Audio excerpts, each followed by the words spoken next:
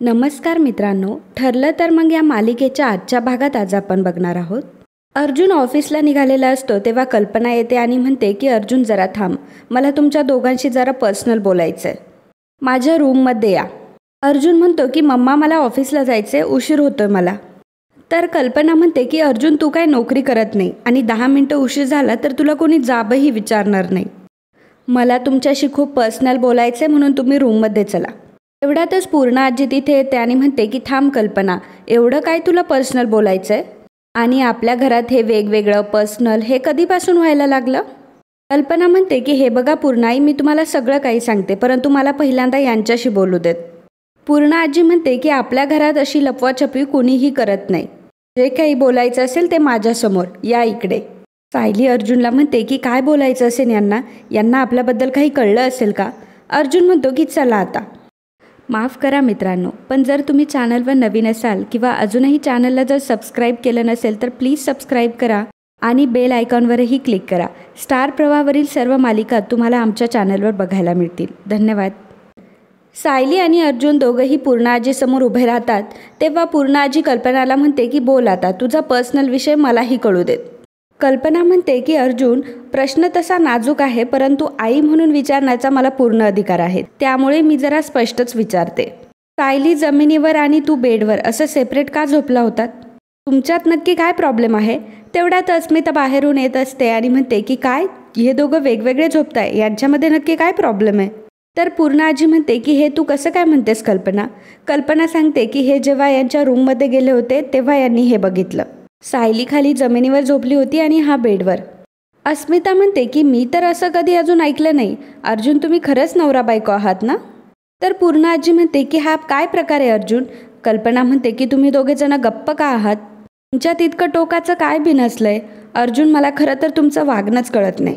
एकीकडे तू बायकोपासून लांब राहतो, ती जर सोडून गेली तर दुसरे लग्न करेल असं म्हणतोस आणि दुसरीकडे बायको बायको म्हणत हे सर्व झाकण्याचा प्रयत्न करतोयस.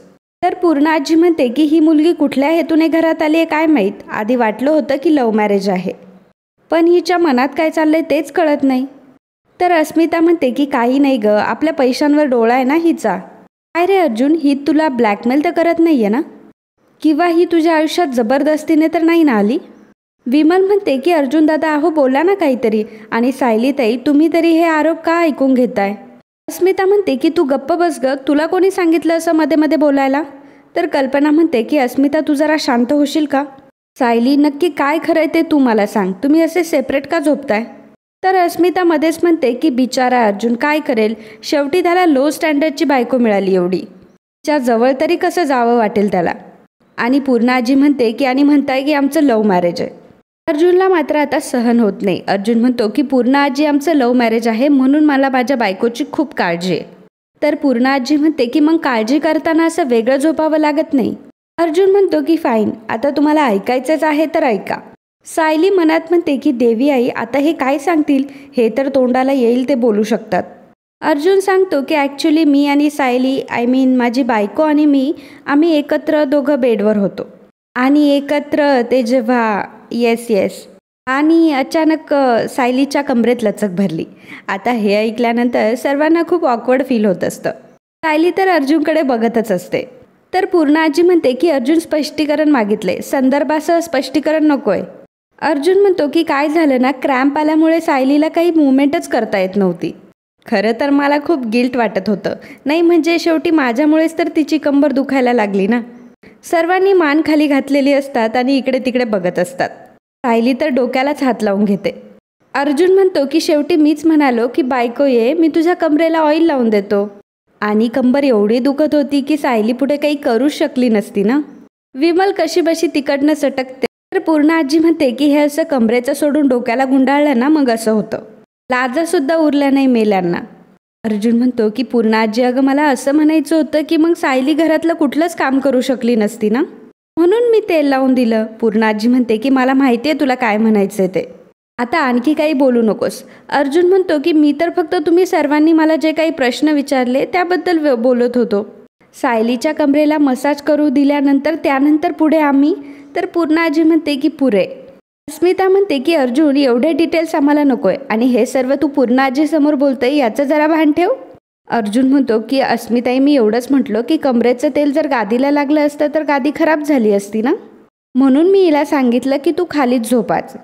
आणि आता तिच्या कमरेचं दुखणंही बरं झालं आणि आता ती मस्त फिट अँड फाईन आहे. सर्वांनी डोक्याला हात लावून घेतलेला असतो. अर्जुन मनात म्हणतो की झालं माझं काम. आता असं रिझन दिलंय की कोणीच मला काहीच प्रश्न विचारू शकत नाही. फॅन्टॅस्टिक अर्जुन. तर इकडे सायली मनामध्ये विचार करत असते, हे काय उत्तर दिलंय सर तुम्ही. आता ही जमीन दुभांगून मला आत घेईल असं मला वाटतंय. आता मी घरातल्या कोणाच्याच नजरेला नजर कशी काय मिळवू. कल्पना म्हणते की अर्जुन, अरे तुला ऑफिसला जायला उशीर होतोय ना, जा बरं तू निघ. अर्जुन म्हणतो की हो जातो हा. पूर्णा आजी आणि अस्मिताई, अजून तुम्हाला काही प्रश्न पडलेत का. पूर्णा आजी म्हणते की अजिबात नाही. अर्जुन म्हणतो की पण मम्मा, मला एक प्रश्न पडलाय. डॅड आमच्या रूममध्ये आले तेव्हा त्यांना हे सर्व कसं काय दिसतं. म्हणजे जनरली आमचा दरवाजा तर बंदच असतो. मग डॅडने कुठून डोकावून पाहिलं. कल्पना म्हणते की अरे हे जेव्हा तुमच्या रूमकडे आले तेव्हा तुमच्या रूमची लाईटही चालू होती आणि दरवाजाही ओपन होता, म्हणून यांना असं वाटलं की तुम्ही जागेच आहात. अर्जुन सायलीला म्हणतो की म्हणजे बायको, मी जेव्हा तुझ्या कमरेला तेल मसाज करत होतो तेव्हा बाबा तिथेच होते. पूर्णा आजी म्हणते की पुरे म्हणाले ना तुला मी. आता दिवसभर याचाच जप करत राहणार आहेस का. अरे एक वेळ तुला लाज नसेल पण आम्हाला आहे. अर्जुन सायलीला म्हणतो की मी तुला बायको किती वेळा सांगतो की दार लॉक करत जा. बघ आज तुझ्या चुकीमुळे केवढा मोठा प्रॉब्लेम झालाय. कल्पना म्हणते की अर्जुन सॉरी, एक्स्ट्रीमली सॉरी, उगाच मीच जास्त विचार केला. तर अर्जुन म्हणतो की मम्मा, तू आमच्या पर्सनल गोष्टीचा एवढा मोठा इश्यू करशील असं खरंच नव्हतं वाटलं मला. तुला माहिती आहे सायलीला किती वाईट वाटलं असेल, हो ना सायली. कल्पनालाही फार वाईट वाटत असतं. तेव्हा अस्मिता म्हणते की अरे पण मम्मा तर सॉरी म्हटली आहे ना तुला. अर्जुन म्हणतो की मग तू कुठं म्हटली अजून सॉरी. काय म्हटलीस तू की आम्ही खरंच नवरा बायको आहोत की नाही, किंवा सायली मला ब्लॅकमेल करून घरात घुसली आहे. प्रत्येक वेळी अस्मिताई सायली कशी या घरासाठी सूट होत नाही हेच प्रूव्ह करण्याचा प्रयत्न करत असते. सायली म्हणते की हे बघा, तुम्ही सगळं जाऊ द्या ना, तुम्ही ऑफिसला जा, मी तुमची माफी मागते. अर्जुन म्हणतो की बघा, ही नेहमी माझा असा राग कमी करण्याचा प्रयत्न करत असते. आणि पूर्णा आजी, तू आणि अस्मिताई हिच्याबद्दल नेहमीच वाईट बोलत असतात. आणि बायको, आता सहन करणं बंद कर आणि उत्तर द्यायला शिक. तुलाच हे सांगायला हवं होतं की कशा प्रकारे तुझ्या नवऱ्याने तेल लावून तुला मसाज करून दिला आणि म्हणूनच तुला बरं वाटतंय. तर पूर्णा आजी म्हणते की पुरे आता निघतोस का बाबा. अर्जुन म्हणतो की हो निघतो मी. आणि शेवटी आता अर्जुन तिथून फायनली निघालेला असतो. तर पूर्णा आजी मागे म्हणत असते की शेवटी डोंगर पोखरून उंदीर निघाला. पूर्णा आजी आणि अस्मिता तिथून निघून जातात. तेव्हा कल्पना सायलीला म्हणते की सायली बाळा सॉरी, मला अगं खरंच कालपासून चैनच पडत नव्हती, म्हणून मी अगं असं बोलले. तेव्हा सायली म्हणते की नाही आई, ठीक आहे. कल्पना सायलीला विचारते की सायली बाळा, आता तुझी कंबर तर ठीक आहे ना. सायलीला काय बोलावं ते कळत नाही आणि सायली तिथून निघून जाते. तर इकडे नागराज आणि मैपत बसलेले असतात. तेव्हा नागराज म्हणतो की आता प्रताप सुभेदारचा काय करणार आहेस, बकरा कधी कापतोयस. तर मैपत म्हणतो की बकरा काय असा लगेच कापायचा नसतो, त्याला आधी खाऊ पिऊ घालायचे, लाड करायचे आणि मग त्याच्यावर एकच घाव घालायचा. त्याचा जरा भरोसा जिंकूयात, त्याला असं वाटू देत की सगळं काही त्याच्या मनासारखं होतंय. मग त्याचा सगळा पैसा आपल्या तिजोरीत आणि तोही जास्तीत जास्त. इतक्यातच साक्षीही तिथे येऊन बसते. मैपत म्हणतो की काय आहे, तो प्रताप सुभेदार आपला माणूस आहे, त्याच्यावर थोडा पैसा खर्च केला की झालं काम आपलं. अरे पण आमचे रिसॉर्टचे फायनान्सर आहेत ना, ते आता आमचा जीव घ्यायचं म्हणताय. आश्रमाची जागा आम्हाला भेटत नाही आणि आता ते फायनान्सर ऐकायला तयार नाही आहेत. आणि मी तर आता असं ऐकून आहे की त्या आश्रमाच्या जागेचा लिलाव होणार आहे म्हणे, म्हणजे ती जागा आमच्या हातातून गेली 100%. तर इकडे अस्मिता आणि प्रिया भेटलेले असतात. प्रिया म्हणते की अगं काय सांगतेस काय, अर्जुन आणि सायली वेगवेगळे झोपतात. मला हे माहीतच होतं की त्यांच्यामध्ये काही ना काहीतरी प्रॉब्लेम आहे, नाहीतर त्या अर्जुनसारख्या मुलाला ती फडतूस सायली का आवडेल. अर्जुनची चॉईस फक्त माझ्यासारखी मुलगी असू शकते, सुंदर आणि स्मार्ट. अस्मिता थँक्यू सो मच, आजचा पूर्ण दिवस ना मी हवेतच असणार आहे. अस्मिता म्हणते की थांब हवेत नको उडूच, जरा जमिनीवर ये. ते दोघं वेगळे का झोपले होते त्याचं कारणही सांगितलंय अर्जुनने आम्हाला. ती पाठ दुखत होती, थोडी हालचाल केली नाही म्हणे तर कंबर दुखायला लागली. तर प्रिया म्हणते की शक्यच नाही, मी आणि सायली एवढ्या दिवस आम्ही एकत्र होतो, तिला पाठीचा कधीच त्रास झाला नाही. अस्मिता म्हणते की आता अर्जुन जे काही बोललाय मी ते तुला सांगूही शकत नाही, परंतु तो जे काही बोलला ते जेन्युइन होतं. म्हणजे तिची पाठदुखी आणि तिची कारणं दोघेही खरी होती. प्रिया म्हणते की नाही काहीतरी गडबड आहे, त्या दोघांमध्ये काहीतरी बिनसलं हे कन्फर्म आहे. स्मिता म्हणते की मलाही तसंच वाटलं होतं, पण शेवटी अर्जुनने आमच्या आनंदावर पाणी ओतलं गं. प्रिया म्हणते की अर्जुन आणि सायलीमध्ये काय सिच्युएशन आहे हे मी शोधून काढेलच. इकडे साक्षी म्हणत असते की लिलाव जरी झाला तरी आश्रमाचा प्लॉट हा आपल्यालाच मिळेल. तुम्ही जमीन विकायला सगळ्यांसमोर जाणार, मग काय अर्जुन सुभेदार गप्प बसणार आहे? आणि हे सिद्ध होईल की तुम्ही आश्रमाची जागा बळकवण्यासाठी मधुभाऊंना या गोष्टीत अडकवलंय.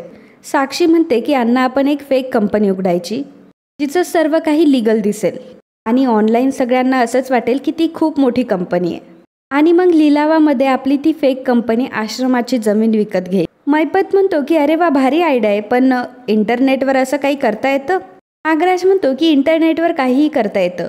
मैपत म्हणतो की पण ह्या प्रकरणाचा जर अर्जुनला वास लागला तर मग ती जमीन आपल्या ताब्यातून मात्र निघून जाईल.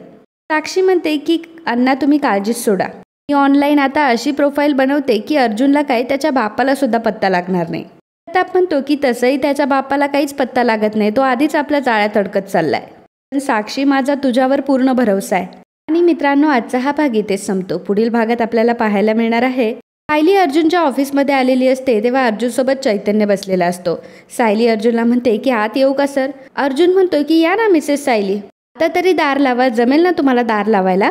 सायली म्हणते की पुढच्या वेळी आपण काळजी घेऊ ना, जर रूममध्ये कोणी येणार असेल तर आपण तसं लक्ष ठेवू. अर्जुन म्हणतो की मिसेस सायली, मिस्टेक तुम्ही केली. काल रात्री दार तुम्ही ओपन करून झोपलात. मला माहिती आहे की तुम्ही माझ्या फॅमिलीमध्ये राहताय, माझ्या फॅमिलीसाठी खूप एफर्ट्स घेताय, तो मी तुम्हाला 5 चुका अलाव करतोय. तुम्ही जर माझ्या घरात 6वी चूक केली तर त्याच दिवशी आपलं कॉन्ट्रॅक्ट संपेल आणि तुम्ही माझ्या घराच्या बाहेर जाल. तर मित्रांनो, कालच्या भागात कमेंट करणारे आपले दर्शक होते भारती श्रृंगारपुरे, संजना सावंत, जयश्री रुमडे, सीमा पाटील, पियुष भोईर, रोशन हजारे, पुष्पा तेलरदे, सचिन, अजय वागचौरे, दीक्षा उफरते, माधवी सुर्वे, अनुजा रुपवते, रोहिणी राजेंद्र पोताळे, सोनाली जाधव, जय शिवराय, दीक्षा पारसेकर, सीमा पाटील, विद्या पाडवी, विद्या गोखले या सर्वांनी व्हिडिओला कमेंट करून खूप चांगला प्रतिसाद दिल्याबद्दल खूप खूप धन्यवाद.